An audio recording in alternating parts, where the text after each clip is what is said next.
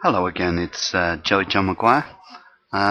It's a wonderful sunny day in May in Hammersmith, in my favourite pub, the Plough and Harrow.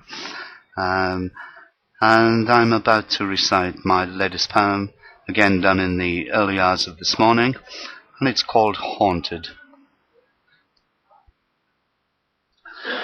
They all heard you screaming for help, they being the lifeguards, but none came to your rescue, not on that occasion, your life in the balance, desperately clinging to the only route still existing on the eroding precipice. You could not see them, but surely they must be there, because you've been travelling along the same busy highway moments before your fall. So surely they must be there, just over the lip, but out of sight.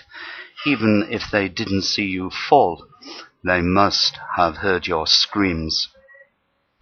Did they think your death inevitable, the route too fragile to bear the weight of your predicament, that a rescue would be a futile waste of resources? And then there was the risk of falling with you, if by some chance you grasped their wrist in a last desperate grab at survival.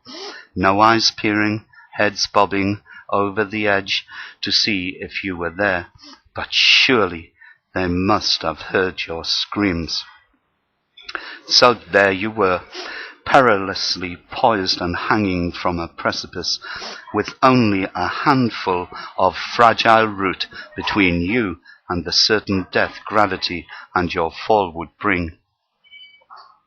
Somehow, as if a miracle happened, or from somewhere you managed to summon a Herculean effort, you clawed your way back from the brink, scrambled back to safety, finding them all there on the highway, carrying on as if nothing had happened.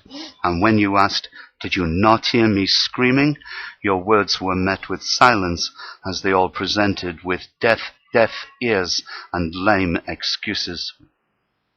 Not one of them came to your aid, as you collapsed with exhaustion into what felt like a coma that was to last for what seemed like an eternity, and you were left to ask the same question over and over again.